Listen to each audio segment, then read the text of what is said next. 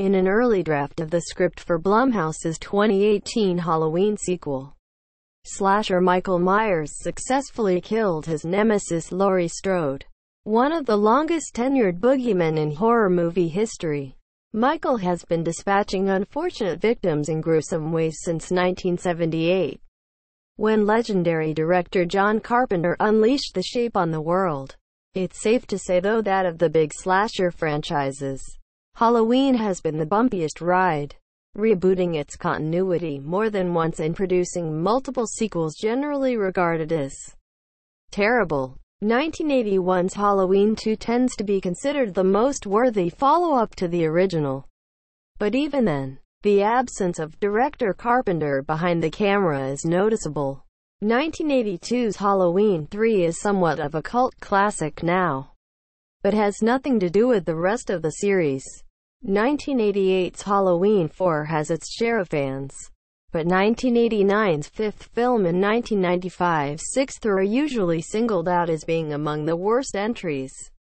1998's Halloween H20 earned praise for resurrecting Michael Myers for the Scream generation, while 2002's Halloween Resurrection earned derision for having rapper Busta Rhymes hold his own in a fight with the iconic killer, while Rob Zombie's 2007 Halloween remake proved divisive.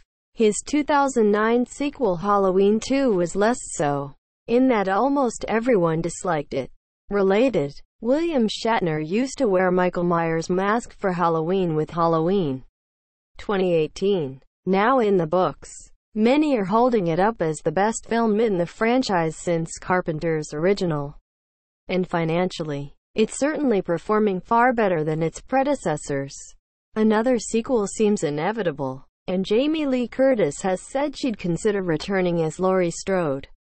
However, according to Bloody Disgusting, had an early draft of the script for director David Gordon Green's film stayed intact, Curtis wouldn't be able to come back, as Laurie would have died at Michael's hands. Talk about a bummer of an ending for longtime fans.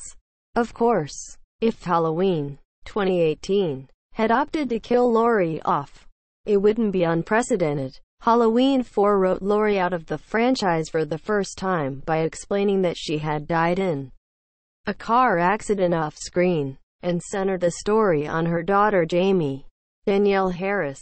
When producers decided to reboot Halloween for the first time after Halloween 6 landed with a thud, they brought back Curtis to play Laurie once again, and pretended the fourth, fifth, and sixth movies hadn't happened. Laurie then met her maker at the hands of Michael at the beginning of Resurrection, only for Blumhouse's sequel to yet again pretend her death never occurred. Despite her prior resurrections, one assumes that if 2018's Halloween film had offed Laurie, that would have been Curtis's final appearance as arguably her signature character. While acting isn't a profession that necessarily precludes people from continuing to participate as they age, Curtis is currently 59 years old, and, assuming she considered her current pattern of returning to the franchise every 20 years, it's hard to imagine a 79-year-old Laurie going toe-to-toe with Michael. Then again, with a 76-year-old Harrison Ford set to reprise Indiana Jones in 2021, maybe senior citizen Laurie and Michael going at it isn't too far-fetched after all. Source: Bloody Disgusting Tags. Halloween